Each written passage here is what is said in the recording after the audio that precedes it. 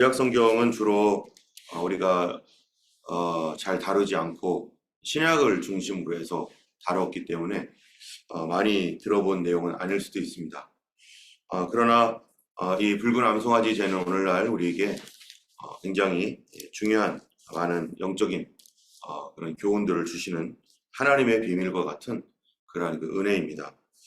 우리는 엊그제 며칠에 걸쳐서 이스라엘 백성들이 38년 동안 광야에서 방황하다가 이제 다시 한번 하나님의 가나안 땅 앞에 서게 되는 그 즈음에 일어난 사건에 대해서 계속해서 말씀을 나누고 있습니다. 이스라엘 백성들이 지금으로부터 그때로부터 38년 전에 가나안 땅을 한번 정탐하고 돌아와서 그들이 대실패를 하고 믿음에서 무너져버린 그런 경험이 있었고요. 그러고 나서 굉장히 많은 시간 동안에 대한 역사는 성경에 기록되지 않고 그냥 흘러가는 그러한 시간이었습니다. 그러다가 이 민수기 15장에서 다시 이스라엘 백성들에게 가나안 땅에 들어가면 어떻게 하나님을 섬길 것인지에 대한 여호와께 드리는 제물에 관하여서 그래서 천열매 훈련, 또 자원제, 서원제, 절기, 또 속죄제, 안식일 이러한 여러 가지 가나안 땅에 들어가서 행할 하나님을 섬길 그 예배에 관한 말씀들을 하면서 그 다음에 나타난 사건이 16장의 고라와 다단, 아비람의 반역이었습니다. 이 사건으로 인해서 지휘관 250명과 그 다음에 거기에 동조했던 약 15,000명의 사람들이 그만 죽음을 당하고 그래서 아주 큰 고통이 이스라엘 가운데 있었던 거죠. 그것과 동시에 어제는 아론의 쌍난 지팡이를 통해서 그러한 범죄를 통해서 하나님께서 세운 사람을 통해서 하나님께서 그들에게 생명을 주고 구원하신다라고 하는 명확한 메시지를 세컨 제너레이션에게 얘기해 줬습니다. 세컨 제너레이션들에게는 이러한 경험들, 과거에 하나님이 모세를 어떻게 사용하셨고 그들을 어떻게 구원하셨고 모세 할아버지는 어떻게 해서 하나님의 사람으로 세워졌는지 이런 것들에 대한 그런 그 전반적인 이해가 없기 때문에 이 세컨 제너레이션이었던 아이들은 그냥 그런 줄 알고 그게 종교생활, 신앙생활이라고 생각했던 그런 그 체험도 별로 없는 그런 상태였죠. 그런데 이런 일들을 통해서 이제 정말 놀라운 아론의 쌍난 지팡이, 하루아침에 하룻밤 사이에 우미 돋고 싹이 나고 그리고 꽃이 피고 열매까지 맺어지는 이런 엄청난 그런 일들이 그들의 눈에 보이게 되면서 하나님께서 선택한 사람을 통해서 하나님의 일을 하는 거구나. 하나님이 생명을 주시는 분이시구나. 우리는 하나님의 백성이구나. 라고 하는 이 하나님의 가족됨과 하나님의 전능하심을 체험하게 되었습니다. 그래서 영적 질서가 다시 이스라엘 내에 새로워졌는데요. 그런데 오늘 본문은 문제가 생긴 거예요. 19장에. 그건 뭐냐면은 15,000명이나 되는 사람들이 집단적으로 그만 죽음을 당하고 그러므로 말미암아 온 이스라엘 안에 통곡과 괴로움이 있는데 이것 때문에 이스라엘 전체에 부정함이 임하게 되었습니다. 그래서 성경에 보면은 이제 사람의 시체를 만진 자 또는 동물의 사체를 만진 자는 이 부정해지는 거죠. 일주일 내내 부정하여서 모든 것이 스톱이에요. 그런데 이스라엘 내에 15,000명이나 되는 사람들이 죽음을 당하였으니까 그들의 가족들 한 사람당 한 가족당 이 한 사람이 혹시 돌아가셨다면은 지금 15,000 가정 그러면은 거기에 해당되는 그러한 그 가족들은 보통 5명, 6명, 10명도 될 수도 있는데 그러면은 그 가족들과 또는 친척들 이런 사람들이 다 어떻게 되는 거예요? 지금 모든 사람들이 부정해지는 거죠. 거기에는 레위인도 있을 수 있고 거기는 온갖 사람들이 그런 부정한 가운데 이스라엘 전체가 부정이 돼버렸어요. 그러다 보면은 아무도 할 수 없어요? 예배할 수 없습니다. 아무도 하나님께 제사 드릴 수가 없어요. 모든 사람들이 부정해졌기 때문에. 그런 상태에서 이런 제사도 못하겠죠. 이 하나님께 대하여 나아갈 수 없는 그런 공동체, 부정하게 전 나라가 다 없는 사람이 없을 정도로 모두 부정해진 이러한 상태, 깨끗하지 못한 상태, 집단적인 부정함이 임한 이러한 상태. 여러분, 이런 상태가 지속되면은 하나님과의 관계가 끊어져 버리고 이거를 회복하는 데에는 너무나 많은 시간이 걸리고 그렇습니다. 이스라엘은 지금 이런 상태에서 하나님과의 관계가 끊어질 판에 되었어요. 이럴 때 하나님께서 이제 19장에 붉은 암송아지의 죄에 대하여 말씀하시는 겁니다. 이 붉은 암송아지의 죄라는 것은 뭡니까? 사람으로 하여금 그 부정에서 즉시로 깨끗하게 되며 그것을 계속해서 몇 번을 더 이렇게 그 하나님의 앞에서 신앙적인 영적인 부정을 정결하게 하기 위해서 지속적으로 이런 붉은 암송아지의 죄를 뿌림으로 말미암아 깨끗하게 되는, 그리하여 이스라엘이 부정하기 이전과 같이 다시 빠르게 회복될 수 있도록 영적인 빠른 회복을 위한 그 하나님의 구원의 은총, 선물인 겁니다. 자, 그러면 그 붉은 암송아지의 죄는 어떻게 하는 건가? 이것도 하나님께서 모세와 아론에게 말씀합니다. 여러분, 항상 이제 하나님께서 말씀할 때 모세와 아론에게 말씀하시는 거예요. 모세 혼자에게만 아니라 모세와 아론에게.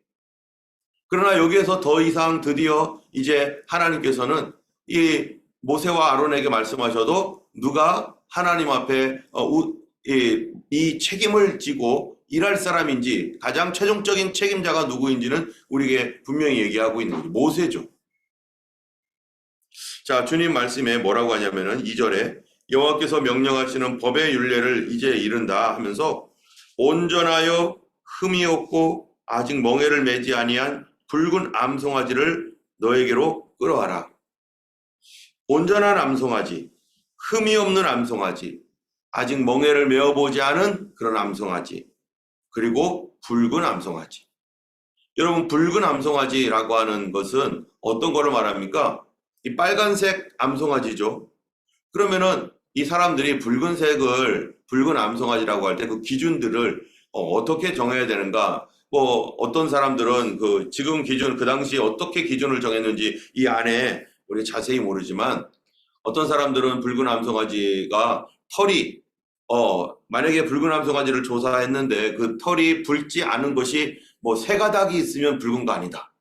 뭐 몇 가닥 이상이면은 이거 붉은 거에서 제외된다. 뭐 이래가지고 지금 예전에 그 이스라엘 사람들이 붉은 암송아지를 찾아라 해가지고요.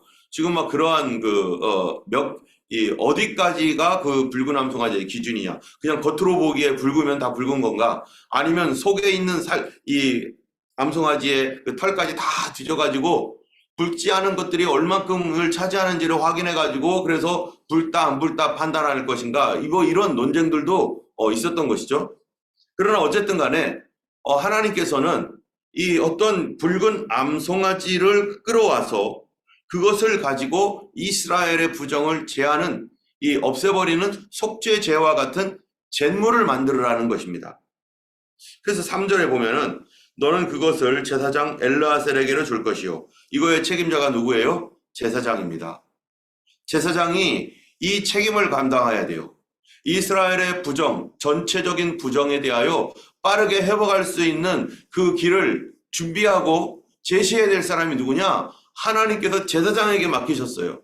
그는 엘르아셀인데, 엘르아셀 그는 그것을 진영 밖으로 끌어내어 자기 목전에서 잡을 것이며, 제사장 엘르아살은 손가락에 그 피를 찍고 그 피를 회막 앞에 7번 뿌리고 그 암소를 자기 목전에서 불사르게 하되 그 가죽과 고기와 피와 똥을 불사르고, 동시에 제사장은 백향목과 우슬초와 홍색 실을 가져다가 암송아지를 사르는 불 가운데 던질 것이다. 그래서 이 제사장이 붉은 암송아지를 가지고 가다가 이 붉은 암송아지를 자기의 목전에서 진영 밖으로 끌고 갑니다. 그래서 이스라엘의 진영 밖으로 끌고 가서 거기서 제사장이 이 붉은 암송아지를 죽입니다. 여러분, 성경에 보면은 진영 밖으로 끌고 간다라는 것이 무엇을 의미합니까? 히브리서에 보면요, 그리스도께서 어디에서 고난을 받으셨다고요? 진영 밖에서. 예수님께서 십자가의 고난을 받은 것이 바로 진영 밖에서 고난을 받으셨다는 거예요. 골고다 언덕이라는 것이 바로 진영 밖에 있는 이스라엘 예루살렘 성 바깥에 있는 한 언덕인데 그 위에서 예수님이 고난을 받으셨는데 이 골고다 언덕, 이 골고다라는 것은 뭐냐면은 거기서 이 카운트를 한다는 의미를 가지고 있어요. 카운트가 뭡니까? 사람들이 몇 명이 오는가, 하나, 둘, 셋, 넷 이렇게 세는 것처럼 이 골고다 언덕이 거기 바로 거기가 카운트하는 곳입니다. 카운트하는 곳. 왜 카운트를 하는가? 이 이스라엘 백성들이 하나님 앞에서 이제 그 절기를 지킬 때, 지금은 어디에 있는 거냐면 광야에 있잖아요. 광야에 있는데, 그런데 이제 이스라엘 백성들이 이제 가나안 땅에 들어가서는 이 광야가 아니라 이제 이스라엘 진 안에 있습니다. 이스라엘 안에 있죠. 예루살렘이라는 곳에 성전이 세워지죠. 그러면은 예루살렘에 성전이 세워지면은 이스라엘 백성들이 뭐 해요? 이제 절기가 되면은 그 이스라엘 백성들이 이제 절기를 지키기 위해서 예루살렘으로 들어와요. 예루살렘으로 들어올 때 어디를 통과합니까? 예루살렘 성문을 통과하는데 그 주요한 성문이 있는 그곳에서 사람들이 얼마나 들어오는지 확인하고 하는 그 일들을 바로 이 카운트하는 곳. 그렇기 때문에 골고다라고 하는 그곳을 통과해서 사람들이 그 안으로 들어가는 거죠. 예수님께서 십자가에 달려 돌아가신 그 골고다 언덕은 사람들이 지나다니는 그런 언덕이. 그래서 여러 사람들이 지나다니면서 십자가에 달리신 예수님을 볼 수밖에 없고 여행객들이라든지 이런 사람들이 십자가에 달려있는 예수님을 보게 되는 것이죠. 이 로마에서 그 골고다 언덕에서 이런 사람들이 십자가에 달리게 한 것은 바로 지나다니는 사람들을 통해서 이 죄를 지으면 이렇게 죽는다라고 경고하고 있는 것이고, 이런 죄의 형벌이 얼마나 무서운지를 로마가 이스라엘 사람들에게 반역죄라든지 여러 가지 그 좋지 않은 그러한 그 도덕적인 죄라든지 이런 중대한 범죄를 지은 사람들을 이렇게 공개적으로 처형하는 그런 장소로서 이 사람들이 지나다니는 그곳에다가, 가장 많은 사람들이 지나다니는 그곳에다가 다 보라고 이렇게 하는 거죠. 요즘도 이 현대사회에서 이 이란과 같은 나라들, 그런 그 무슬림 나라들에는 지금도 그런 형벌 제도가 있어가지고 사람들을 공개 처형하는 그 일들을, 그런 잔인한 일들을 하잖아요. 그런데 바로 이 예수님께서 진영 밖에서 십자가에서 달려 돌아가셨던 그런 것과 같이 이 붉은 암송아지제는 지금 무엇을 의미하느냐면요, 이스라엘 전체를 정결하게 하는 그 잿물, 어떻게 공동체 전체를 정결하게 할 것인가, 그 정결하게 하는 그 잿물이 바로 붉은 암송아지를 통하여 그 이스라엘의 순식간에 전체를 정결하게 하는 것처럼 예수 그리스도는 나 개인의 죄, 내가 잘못하였고 내가 부족했던 나의 죄만을, 개인적인 죄만을 주님이 용서하시고 그렇게 하시는 것이 아니라 우리의 공동체가 타락되어 있고 우리 공동체가 부정하게 되어 있고 전체적인 영적 분위기가 어두워지고 또 사람들이 침체되어서 아무것도 하지 못하는 영적인 무능력 상태에 빠져 있고, 그래서 예배도 잘 나가지 않고 기도도 안 되고 사람들이 제대로 이 신앙생활을 하는 데 있어서 공동적으로 뭔가 눌려가지고 부정함이 임해가지고 아무것도 못할 때, 말씀도 안 들어오고 기도도 안 되고 그러한 공동체적인 어떠한 이런 부정함이 임했을 때, 그때에도 누가 필요한 겁니까? 그때도 예수님의 은혜가 필요하다는 거예요. 이스라엘 백성들이 지금 이 15,000명이나 되는 사람들이 죄로 말미암아서 그렇게 해서 죽어버렸고, 그리고 그들의 시체를 만져야 될 수밖에 없는 그런 상황에서 수십만 명의 사람들이 지금 이스라엘 전체에 부정함으로 아무것도 못하고 있을 때 하나님께서 엘르아사를 통해서 붉은 암송아지의 제를 만들어라. 그래서 그 붉은 암송아지를 이제 가져다가 피를 회막 앞에서 7번 뿌리고 그리고 그 가죽과 똥과 뭐 모든 것들을 다 불사르고, 동시에 거기에다가 제사장은 백향목과 우슬초, 홍색실을 가져다가 암송아지를 사르는 불 가운데 던지라. 그래서 이 붉은 암송아지를 이렇게 만드는 그 재를 만들기 위해서 필요한 재료들이 그냥 단순하게 그냥 불 사르는 게 아니라 거기에 뭐가 들어가요? 백향목, 우슬초, 이러한 나무들, 풀들, 이런 것들을 거기다 집어넣고 함께 사릅니다. 때문에 이 붉은 암송아지 재뿐만 아니라 이스라엘은요, 번제를 드리거나 화목제를 드릴 때 제일 많이 필요한 게 뭐겠어요? 불도 필요하지만 항상 태워야 되니까 뭐가 필요해요? 나무가 필요해요. 그래서 이스라엘에서는 돌아가면서 전체적으로 이 나무를 하나님의 성전에 바치는 나무를 봉헌해야 됩니다. 제사장들이 일일이 그거를 가져가다가 할 수도 없고, 레위인들이 성전 봉사하느라고 또 그런 레위인들도 그 각자 사명이 있기 때문에 그 다 못 찾아요. 그러니까 이스라엘 전역의 모든 사람들은 어떤 의무를 갖습니까? 내가 하나님의 성전에 나무를 내 당번 때, 내가 필요할 때, 내 차례가 될 때 나무를 바치는 거. 그래서 이 하나님의 집에서 봉사를 하는 레위인들이 있지만 그 이외의 사람들은 자기가 나무가 필요하다라고 할 때 자기는 그 교회의 그 사역적인 어떤 그런 것들 또는 그 성전에서 봉사하는 직무를 맡은 그런 사람은 아니지만 그들도 하나님의 성전을 위해서 헌신할 수 있는 좋은 기회가 바로 나무를 바치는 거예요. 우리 하나님 앞에 교회는요, 모든 성도들이 각자마다 하나님 앞에 이 불을 떼기 위하여, 그 성전에 제일 중요한 게 불 아닙니까? 불은 그냥 타는 게 아니라 나무가 있어야 되는 거예요. 여러분, 이 하나님의 교회는 어떻게 부흥하고 하나님의 교회는 어떻게 하나님을 섬길 수 있습니까? 모든 성도들의 자발적인 헌신, 모든 성도들이 나무를 헤어서 그 불이 끊어지지 않게 하는 그러한 모든 성도들이 함께 하나님 앞에 자기의 부분들을 헌신할 때 그 불이 끊어지지 않습니다. 그런데 혼자서 몇몇 사람들만 막 이렇게 뛰고 저리 뛰고 하면요, 불은 항상 꺼질 똥 말똥 하는 거예요. 이 일도 해야 되고 저 일도 해야 되는데, 나무도 태워야 되는데, 나무는 어디서 해 갖고 와야 되는 건데 이거를 어디서 합니까? 그렇기 때문에 좋은 교회, 하나님의 은혜가 충만한 교회는요, 모든 성도들이 자기가 작은 부분이라도 하나님 앞에 작은 거라도 같이 함께하고 헌신하는 거. 그래서 우리 교회에서 여러 가지 교회가 운영되기 위해서 해야 되는 여러 가지가 일이 있잖아요. 청소도 있죠, 또 식사도 있죠, 안내, 또 뭐 여러 가지 봉사들이 막 있습니다. 또 심지어 예배 중에 우리는 예배 인도 중에서 고백과 또 회개의 그런 부분들은 또 성도님들이 같이 하고, 뭐 이렇게 하는 이런 것들을 자꾸 이렇게 하는 것은 바로 우리 전체가 하나님에게 뭐를 드리는 거예요? 마치 나무를 해다 바쳐서 그 불이 끊어지지 않도록 계속해서 태워가는 것. 각자마다 교회에서 여러 일들이 필요하면 이번에 아웃도어 서비스 또 이제 할 텐데요.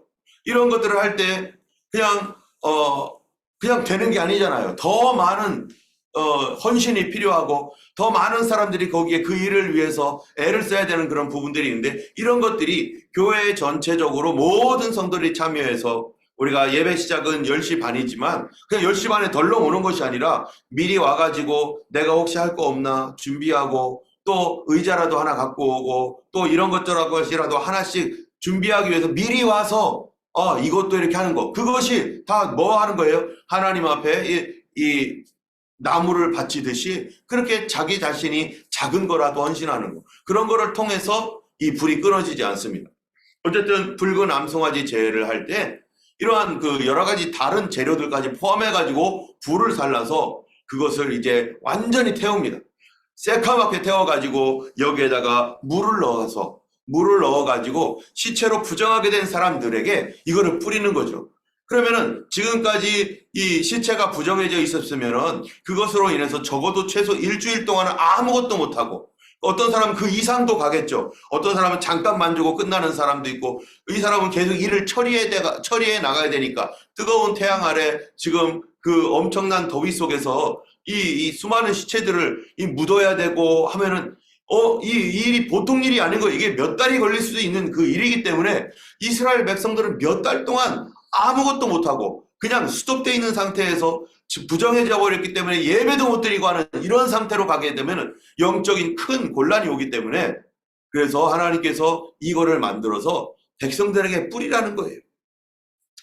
백성들에게 이것을 붉은 암송아지 제를 뿌리게 되면은, 그러면은 이제 11절에 이렇게 말합니다.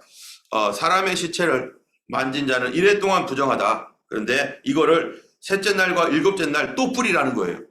그러면은 이거를 뿌리고 나면은 그 사람이 정결하게 되어지는데 셋째 날에 또 한 번 뿌려가지고 그 정결함을 계속 유지하고 일곱째 날에 또 뿌려서 그 정결함을 계속 유지할 수 있도록 계속적으로 이러한 것들을 뿌리면서 그럴 때 어떻게 되는 거예요? 그럴 때 이스라엘 전체가 이전과 같이 그대로 하나님 앞에 예배하며 또 하나님 앞에 나아갈 수 있는 그러한 은혜를 받게 된다는 것입니다.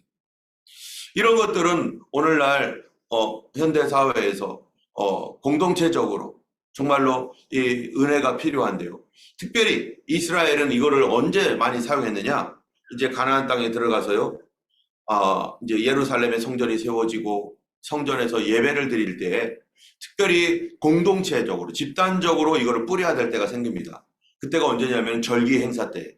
특별히 6월절은 누구나 반드시 드려야 되는 3번에 걸쳐서 이스라엘 백성들은 하나님께 나와야 되잖아요. 6월절, 그 다음에 오순절, 그 다음에 초막절. 이 3번에 걸쳐서 나오는데 이 사람들이 하나님 앞에 예배드리러 나올 때 잘못하면 자기도 모르게 동물의 사체를 밟을 수도 있어요. 그래서 옛날에 평토장한 무덤 해가지고 이 사람들이 살다가 어떻게 사람이 이렇게 이제 뭐 병이 들어서 죽었든지 뭐 하면은 그 무덤 이 사람이 객사를 하게 되면은 뭐 어느 연고가 있는지도 모르면은 다른 사람들이 거기다가 대충 묻어줘요. 그러면은 그러한 곳에 가다가 이 자기도 모르게 또는 짐승들이 묻혀 있거나 죽어 있는 그런 사체들이 있으면 여행하는 중에 이스라엘 백성들이 좀 전체 이스라엘 전역에서 지금 예루살렘으로 오다 보면은 반드시 부정한 것을 만지거나 그러한 시체를 보거나 또 그런 것들 나도 모르게 밟거나 그렇게 해서 자기도 모르게 부정해질 수 있는 상황이 얼마든지 생기거든요. 나는 부정하지 않다라고 생각했는데 알고 봤더니 사실은 내가 이미 어떤 짐승 죽은 것들을 내가 나도 모르게 스치거나 또 그 위를 지나갔거나 그렇게 되면은 나도 모르게 부정하게 돼버린 거죠. 그러면은 이스라엘 백성들이 하나님의 성전에 와서 예배를 드리는데 부정한 상태로서 예배를 드리면 하나님의 성소를 어떻게 하는 거예요? 더럽히는 거예요. 하나님의 성소를 부정하게 만들어버리는 거예요. 나도 모르게. 그렇기 때문에 그럴 때마다 이스라엘 백성들이 이 부정함에서도 깨끗해져야 됩니다. 우리도 그렇잖아요. 우리가 교회에 와서 우리 옛날에 그 권사님들이나 집사님들 늘 대표 기도를 시키거나 그럴 때 예전에는 이런 기도를 많이 했어요. 하나님 우리가 부지 중에 알게 지은 죄, 모르게 지은 죄 다 용서해달라고. 그걸 알고 지은 죄는 내가 하나님께 고백해야 되지만 모르고 지은 죄, 모르고 지은 부정이 있단 말이죠. 그건 내가 알 수가 없어요. 그렇기 때문에 그런 것까지도 하나님 나를 깨끗하게 해달라고 하는 예수님의 보혈을 의지해서 그렇게 기도하는 것들이 바로 나도 모르게 부정함을 다른 사람에게 입혔거나 내가 받았거나 그래서 이스라엘 백성들이 그런 절기 때 이렇게 오게 되면은 6월절이 되면은 그 앞에서 골고다라고 하는 그런 거 카운트하는 곳이죠. 들어가는 성문 입구 그런 데서 뭐 합니까? 이 제사장들이요. 붉은 암송아지 잿모를 이만큼 가져다가 들어오는 사람들의 군중들이 들어오면은 미리 들어올 거 아니겠어요? 6월절이 되면은 6월절 그날 들어옵니까? 미리 와서 자기의 정결을 준비하고 하나님께 예배드릴 준비를 하고 그러기 위해서 미리 온단 말이죠. 그럼 미리 오는 그런 사람들이 올 때마다 한 바가지씩 이렇게 해가지고 휙 뿌립니다. 그러면은 또 저쪽에 오는 무리가 지금 계속 뿌려주는 거죠. 그럼 하늘에서 뭐가 내리는 거예요, 지금? 비가 내리듯이 자기에게 한 방울이라도 맞으면은 자기는 그 즉시로 어떻게 되는 거예요? 이제는 부정에 대한 염려가 사라지는 거예요. 내가 알고 지은 죄는 내가 알겠는데 모르고 내가 혹시 부정해졌을지라도 그렇게 되면은 내가 하나님의 성전에서 이제부터 예배할 수 있다.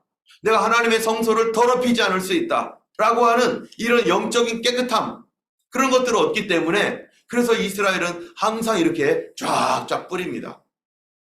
여러분 우리는 오늘날 이 시대에 교회와 이 사회를 위하여 우리가 교회가 구해야 될 게 있어요. 우리는 항상 하나님의 성령의 단비, 하나님의 은혜의 단비, 용서의 하나님의 그 긍휼의 은혜를 우리가 항상 구하고 있고 이 땅의 부흥을 구하고 있고 교회들이 살아나기를 구하고 있고 그들이 다시 하나님께 강력하게 나가기를 위해서 우리가 항상 기도하고 구하고 있는데요. 이 일이 개인적인 차원에서가 아니라 어떻게 돼야 됩니까? 공동체적으로 전체적으로 하나님께서 부어주시는 소낙비와 같은 은혜가 우리에게 필요한 세상입니다.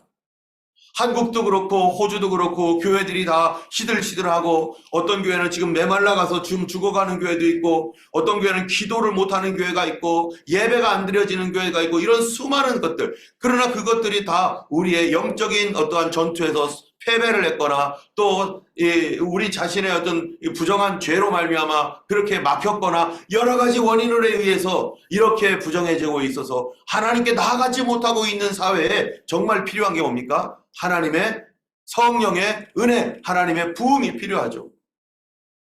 여러분, 이 영국 사회가 산업혁명으로 인해서 막 나라가 발전되고 있었을 때 그 어간에 동시에 일어났던 게 뭡니까? 바로 하나님의 부흥입니다. 존 웨슬레를 통하여서, 휘필드를 통해서 그 나라에 부흥이 일어나니까 프랑스에는 혁명이 일어나가지고요. 프랑스 혁명이 일어나가지고 수많은 사람들이 칼에 의해서 죽고 난리가 나는 그러한 이 피해 혁명이 일어났는데 영국은 부흥의 운동이 일어나니까 명예혁명이잖아요. 그건 명예혁명. 여러분 아마 책의 시간에 배웠을 거예요. 왜 명예혁명인지. 피를 흘리지 않았으니까. 그와 동시에 이 영국 사회 전체가 그 이후도 계속해서 뭐가 생기는 겁니까? 하나님의 은혜의 부흥이 웨일스에서 부흥이 일어나고 막 이런 부흥이 있다 보니까 범죄율이 줄어들고 교회가 다시 살아나고 사람들은 회복하게 되고 이 사회를 바꿔야 된다고 하고 그러한 부흥운동의 영향으로 뭐도 일어났어요? 노예제 폐지 운동이 일어나고 영국은 그 전 세계를 제패하는 강력한 나라가 되고 했던 것들이 이런 여러 현상들이 무엇을 통해서요? 바로 이러한 하나님의 은혜의 부흥의 역사가 영국 사회 전체를 덮었고 그래서 영국이 그 당시에 세계에서 가장 많은 선교사를 보내는 그런 그 선교단체들 그 선교단체 이 런던 소사이티라고 하나요? 런던 선교회 그 선교회에 의해서 바로 우리 한 조선 땅에도 그 선교에 영향을 받은 선교사가 와가지고 그 사람이 호주에서 한국으로 왔어요. 그 사람이 누굽니까? 데이빗 데이비슨이라고 하는 최초의 호주 선교사. 런던 선교회를 통해서 영향을 받아가지고 오늘날 이 시대 가운데 정말로 하나님의 은혜의 부흥이 필요합니다. 주님께서 비와 같이 바로 6월절 날 막 쏟아내서 막 이렇게 부어가지고 그래서 하늘에서 하나님께서 예비해 놓으신 그런 물에 의해서 그 오는 사람들은 모두가 다 집단적으로 정결하게 되고 깨끗하게 되듯이 정말로 한국 사회와 이 호주 사회 가운데 우리 교회 가운데 그런 하나님의 은혜의 비를 우리가 항상 구해야 될 것입니다. 우리가 1970년대 80년대 그 사이에 한국 사회에서는요 이런 비가 항상 내렸어요. 한국 교회 전체적으로 무릎 꿇고 기도하면 어디를 가든지 교회에서는 뭐가 내요? 비가 내리는 거예요. 무슨 비? 눈물의 비가 막 내렸어요. 무릎 꿇고 기도하면은 그래서 사람들이 뭐라고 하면 교회 가면은요 우는 곳이다. 아유 우는 소리 지겹도록 듣는다. 교회 근처에 있는 사람들은 맨날 교회만 가면은 우는 소리가 나니까. 근데 지금은 교회 가도 우는 소리는 안 납니다. 울음이 그쳤습니다. 울어야 마음이 변화되고 하나님의 은혜를 받고 울어야 우리 심령이 부드러워지고 하나님의 다시 나아가서 정결하게 되는 그런 놀라운 은혜를 설교를 들으면서 기도를 하면서 옛날에 우리는 엄청나게 울었는데 지금은 눈물이 안 나는 시대가 되었던 거예요. 그 당시에는 어디를 가든지 하나님의 은혜의 비가 내려서 정결하게 되었고 나라 전체가 부드러워지고 성도들 교회들마다 정말로 하나님의 은혜로 그 당시에는 우리는 그게 하나님의 은혜의 시간이었던 줄을 몰랐는데 그 은혜는 항상 있는 줄 알았는데 알고 보니까 그 시대가 저희가 중고등학교 또 고어간이었었던 것 같아요. 그 시대가 정말로 하나님의 은혜의 단비가 항상 어느 교회든지 내리는 그 시기가 바로 그런 시기였어요. 그런 시기가 오게 된 이유가 뭐겠어요? 옛날에 우리보다 먼저 살았던 우리의 믿음의 선조들이 우리의 부흥과 이 땅에 긍휼하심을 하나님께 늘 구했기 때문이죠. 비를 달라고 늘 구했어요. 오늘 우리가 이 시대에 참으로 호주 땅과 한국 땅 가운데 하나님의 이런 정결하게 하는 붉은 암송아지의 잿물과 같은 이런 비가 우리에게도 필요하고 우리 교회에 들어오는 사람들마다 마치 성전에 들어올 때 하나님께서 이 붉은 암송아지의 재를 이스라엘 백성들에게 그냥 이렇게 뿌려놓듯이 우리가 예배 드리러 올 때마다 하나님께서 그렇게 그 은혜의 비를 내려주시기를 우리가 간구하고, 그 비가 있을 때 우리는 울 수 있고 예배할 수 있고 은혜 받고 하나님 앞에 더 영광스럽게 주님을 위해서 살아갈 수 있을 줄로 믿습니다. 우리 교회와 이 시대를 위해서 우리가 기도하며, 하나님 우리에게 은혜의 단비가 필요합니다.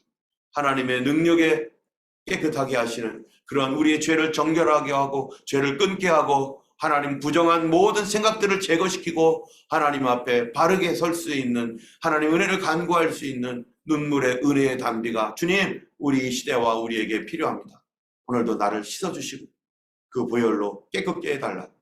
우리 땅과 우리 교회를 위하여 이 시대의 부흥을 위해서 함께 기도하기 원합니다. 기도하겠습니다. 걸어가신 하나님 아버지,